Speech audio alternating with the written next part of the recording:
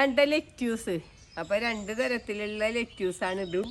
ഇത് ചുവന്ന കളറിലെ ലെറ്റ്യൂസും ഇത് പച്ച കളറിലെ ലെറ്റ്യൂസ്. അപ്പം ലെറ്റ്യൂസൊക്കെ നമുക്ക് കടകളിൽ നിന്ന് മേടിക്കാൻ കിട്ടൂല. നമ്മുടെ വീട്ടിൽ കൃഷി ചെയ്താൽ മാത്രമേ നമുക്ക് ലെറ്റ്യൂസൊക്കെ ഉപയോഗിക്കാൻ പറ്റുള്ളൂ. ലെറ്റ്യൂസ് നമുക്ക് സലാഡായിട്ട് കഴിക്കാം, നമുക്ക് വെറുതെ പച്ചക്ക് കഴിക്കാം, നമുക്ക് കറി വെച്ചൊക്കെ കഴിക്കാം കേട്ടോ. നമുക്ക് ഇലക്കറിയായിട്ട് ഉപയോഗിക്കാൻ പറ്റിയതാണ് ഈ ലെറ്റ്യൂസ് എന്ന് പറഞ്ഞു കഴിഞ്ഞാൽ. അപ്പോൾ ഇതിപ്പോൾ ഞാൻ നേരിട്ട് ചട്ടിയിൽ പാകി മുളപ്പിച്ച തൈക്കളാണ് കണ്ട. നമുക്ക് ഒരു ചട്ടിയിൽ ഒരു 5-6 തൈയൊക്കെ വെച്ച് പാകി മുളപ്പിച്ച് കഴിഞ്ഞ് കഴിഞ്ഞാൽ ഇതേപോലെ നമുക്ക് മുളച്ച് കിട്ടും. മുളച്ചിട്ട് നമുക്ക് ഇതിൻ്റെ ഇലയുള്ള നമ്മൾ യൂസ് ചെയ്യാനായിട്ട് എടുക്കണത്.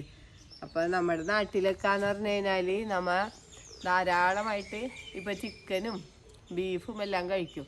പക്ഷെ നമ്മൾ ഇലക്കറികളൊന്നും കഴിക്കൂല. പക്ഷേ അറബി രാജ്യങ്ങളിൽ എന്നൊക്കെ പറഞ്ഞു കഴിഞ്ഞാൽ അവർ ഇറച്ചിയൊക്കെ ധാരാളം കഴിക്കും. അതോടൊപ്പം തന്നെ അവർ കുറേ ഇതേപോലുള്ള ലെറ്റ്യൂസ് പോലുള്ള ഇലകളും കഴിക്കും. അപ്പോൾ ലെറ്റ്യൂസ് നമ്മുടെ നാട്ടിൽ കഴിക്കാത്തതിൻ്റെ പ്രധാന കാരണം ലെറ്റ്യൂസ് ഒന്നും നമ്മുടെ നാട്ടിൽ ആരും കൃഷി ചെയ്യണില്ല. പിന്നെ നമുക്ക് കടകളിൽ നിന്ന് മേടിക്കാൻ കിട്ടുകയുമില്ല. നമ്മുടെ വീട്ടിൽ നട്ട് വളർത്തിയാൽ മാത്രമേ നമുക്ക് ലെറ്റ്യൂസൊക്കെ കഴിക്കാൻ പറ്റുള്ളൂ. അപ്പോൾ നമ്മുടെ വീട്ടിൽ എളുപ്പം വെച്ച് പിടിപ്പിക്കാൻ പറ്റിയതായിട്ട് ലെറ്റ്യൂസൊക്കെ. അപ്പോൾ ഒരുപാട് പേര് ചോദിക്കും ലെറ്റ്യൂസൊക്കെ നമ്മുടെ നാട്ടിൽ പിടിക്കുമെന്ന്. നമ്മുടെ നാട്ടിൽ കണ്ട നന്നായിട്ട് തന്നെ ലെറ്റ്യൂസ് പിടിച്ചിരിക്കണുണ്ടില്ലേ. ഞാനിവിടെ സ്ഥിരമായിട്ട് ലെറ്റ്യൂസും കെയിലും ജർജീറൊക്കെ ഇവിടെ കൃഷി ചെയ്യണതാണ്. അപ്പോൾ ഈ 2 തരത്തിലുള്ള ലെറ്റ്യൂസും നമ്മുടെ നാട്ടിൽ പിടിക്കും. 2 തരത്തിലുള്ള ലെറ്റ്യൂസും നമുക്ക് ഇതിൻ്റെ വിത്തുകളെല്ലാം നമുക്ക് മേടിക്കാൻ കിട്ടും. മേടിച്ചിട്ട് നമുക്ക് നേരിട്ട് പാകിയിൽ ചട്ടിയിൽ പാകി മുളപ്പിക്കാം. അപ്പോൾ ചട്ടിയിൽ എന്തൊക്കെയാണ് ഇടേണ്ടതെന്ന് വെച്ച് കഴിഞ്ഞാൽ മണ്ണും ചാണകപ്പൊടിയും മാത്രം നമുക്ക് മിക്സ് ചെയ്ത് ചകിരിച്ചോറ്, ഇപ്പോൾ ചുവന്ന മണ്ണൊക്കെ ആണെങ്കിൽ നമുക്ക് കുറച്ച് ചകിരിച്ചോറും കൂടി ഇട്ട് കൊടുക്കാം. എന്നിട്ട് നമ്മൾ നന്നായിട്ട് ഇപ്പോൾ ലെറ്റ്യൂസൊക്കെ പാകുമ്പോഴെന്ന് വെച്ചാൽ നമ്മൾ നന്നായിട്ട് തന്നെ മണ്ണിടണം. അരഭാഗം മണ്ണൊന്നും ഇട്ടാൽ പോരാ. നമുക്കൊരു 3/4 ഭാഗത്തിൽ കൂടുതൽ മണ്ണും ചാണകപ്പൊടിയൊക്കെ നിറക്കണം. എന്നിട്ട് വിത്തിട്ട് കൊടുക്കുക. എന്നിട്ട് വിത്തിട്ട് കൊടുത്ത് കഴിഞ്ഞിട്ട് എല്ലാ ദിവസവും നനക്കണ്ട കേട്ടോ. ആ വിത്തിടണ ദിവസം നമ്മൾ നന്നായിട്ട് തന്നെ നനക്കണം. അത് കഴിഞ്ഞിട്ട് നമുക്ക് 2 ദിവസത്തിൽ ഒരിക്കലും നനക്കാം. ഇലയമേലൊന്നും വെള്ളം വീഴാത്ത രൂപത്തിൽ നമ്മതിങ്ങനെ തടത്തിൽ മാത്രം വെള്ളം ഒഴിച്ച് കൊടുത്താൽ മതി. ഇങ്ങനെ അപ്പോൾ കപ്പിലൊക്കെ കോരിയിട്ട് നമുക്ക് ഇവിടെ മാത്രം വെള്ളം ഒഴിച്ച് കൊടുത്താൽ മതി. ഈ ഇലയമേലൊന്നും വീണ രൂപത്തിൽ നമ്മൾ നനക്കരുത് കേട്ടോ ലെറ്റ്യൂസിനും ഒക്കെ. അപ്പോൾ പിന്നെ ഇതിന് വന്നതെന്ന് വെച്ചാൽ പുഴുക്കേടുകളൊക്കെ വരും.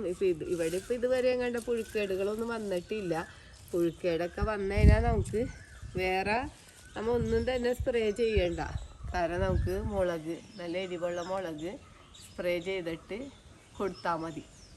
എന്താണെന്ന് വെച്ചാൽ നമ്മൾ ഇത് പച്ചക്ക് കഴിക്കേണ്ടതാണല്ലോ. ഇത് പച്ചക്ക് എങ്ങനെയാണ് കഴിക്കേണ്ടതെന്ന് വെച്ചാൽ കണ്ട, നമുക്ക് ഇതേപോലത്തെ ഇലകൾ എടുത്തിട്ട് നമുക്ക് ഇതേപോലെ പച്ചക്ക് കഴിക്കാം.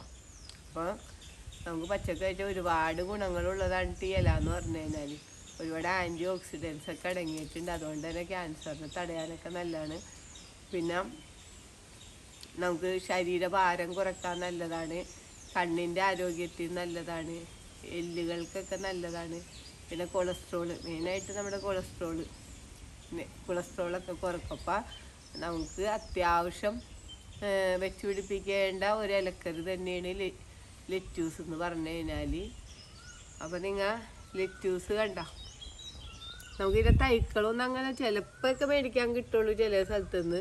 നമ്മൾ വിത്തുകൾ തന്നെ പാകി മുളപ്പിച്ച് നമ്മൾ തൈ നടണം കേട്ടോ. അപ്പോൾ വിത്തുകളൊക്കെ നമുക്കിന്ന് മേടിക്കാൻ കിട്ടും. വിത്തുകളൊക്കെ മേടിച്ച് എല്ലാവരും നട്ടു കൊടുക്കുക. തൈകൾ മേടിക്കാൻ കിട്ടണ തൈകളും നട്ടു കൊടുക്കുക. എന്നിട്ട് നമുക്ക് ഇറച്ചി ഒക്കെ കഴിക്കുമ്പോൾ അതിൻ്റെ ഒപ്പം തന്നെ നമുക്ക് ഇതേപോലെയുള്ള ഇലകളും നമ്മൾ അധികമായിട്ട് കഴിക്കാം. അപ്പം നമുക്ക് യാതൊരുവിധ ദോഷഫലങ്ങളൊന്നും ഉണ്ടാകുകയില്ല. നമുക്ക് ഇറച്ചിയൊക്കെ ധൈര്യമായിട്ട് കഴിക്കുകയും ചെയ്യാം. പിന്നെ നല്ല വെയിലുള്ള സ്ഥലത്ത് വേണം നമ്മൾ ലെറ്റ്യൂസൊക്കെ കൃഷി ചെയ്യാനായിട്ട്. അപ്പം നമ്മൾ ഇതേപോലെ ചട്ടിയിലൊക്കെ നടുകയാണെങ്കിൽ നമുക്ക് വെയിലനുസരിച്ച് എവിടെ വേണമെങ്കിലും എടുത്തു വെക്കാം. പിന്നെ ഈ ലെറ്റ്യൂസൊക്കെ മഴക്കാലത്ത് മഴ കൊള്ളാൻ പാടില്ല കേട്ടോ.